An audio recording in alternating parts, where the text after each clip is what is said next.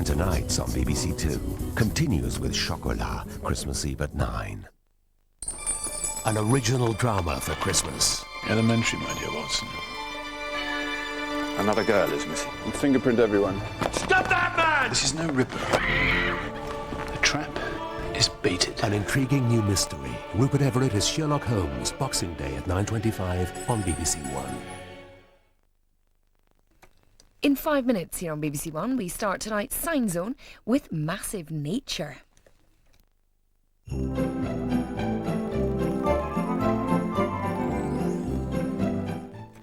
Before that on BBC One, going skiing? Well, we better check out the conditions then.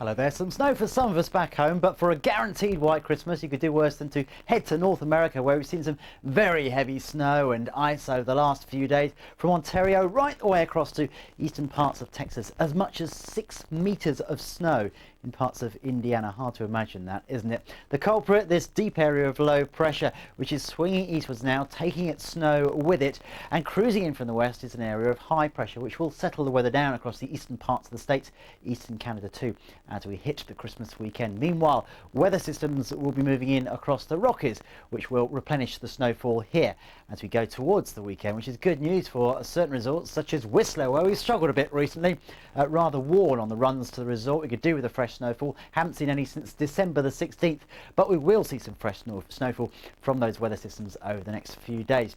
Eastwards now into Tremblant, no such problems there. The recent weather system has just brought all that heavy snow, has replenished the slopes, 30 centimetres on the lower slopes, double that on the upper slopes, and there is more snow to come. It's going to stay very cold across much of North America. The blue colours dominating the scene. No sign of a thaw at any of our skiing resorts here.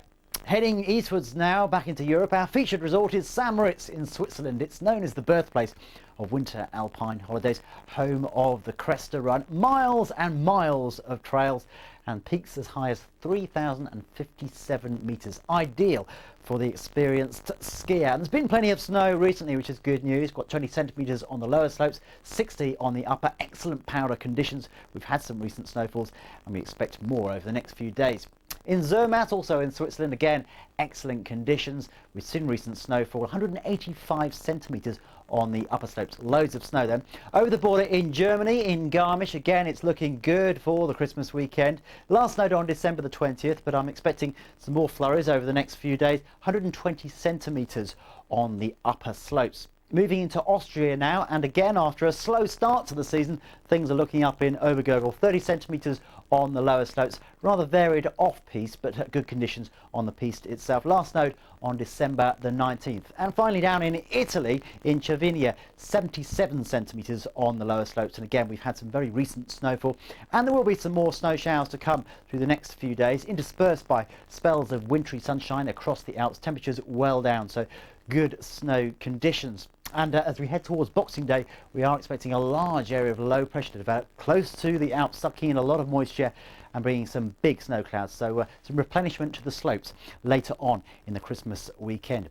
Heading closer to home now to Aviemore in the Cairngorms. It's been a slow old start to the season here. Wet, slushy conditions recently. Not a lot of snow on the lower slopes. But the good news is that things are going to turn a lot colder through the Christmas period. That cold air digging down, in fact, on Christmas Eve with some wintry flurries across the Cairngorms and the Highlands. Further south for England and Wales, milder, but with some outbreaks of rain swinging across west to east, perhaps turning to snow up over the high ground, the Pennines, late on in the day as that cold air begins to dig southwards. A chilly old day across the northern half of the UK. Still relatively mild in the south, but the cold air floods southwards in time for Christmas. Nationwide, it's going to be a cold day, a white Christmas for some northern and western areas. Best chance